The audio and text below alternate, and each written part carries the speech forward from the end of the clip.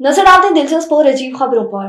वैसे तो भारत के कई शहरों में बंदरों की फौज घरों, गलियों, चौहारों पर घूम रही होती है, लेकिन इस बाजार बारी बंदरों ने भारतीय सुप्रीम कोर्ट का रुख कर लिया। इंडियन सुप्रीम कोर्ट में बंदरों की आमद ने वहां मौजूद वकला को भरपूर अंदाज से लुत्फानंदोज किया।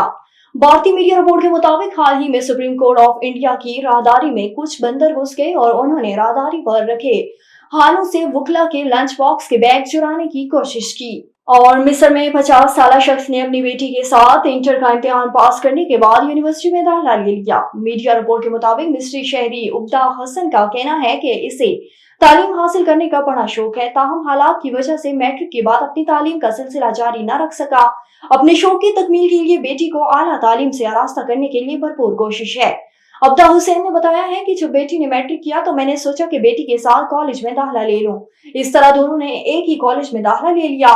इंटर के सालाना इम्तिहान में वालिद ने बेटी से ज्यादा नंबर ले लिए। गुजरात में पुलिस एहलकार लंबी तान कर सोते रहे, मुलजिम मौके से फायदा उठाकर फरार हो गया। गुजरात के इलाके खंजारा में चोर ने सोनार के घर में घुसने की कोशिश की, ताहम जालियों में फंस गया। इलाका मुकीनों ने चोर को पकड़कर पुलिस के हवाले किया, जिसे गंजा चौकी मुंतकिल कर दिया गया।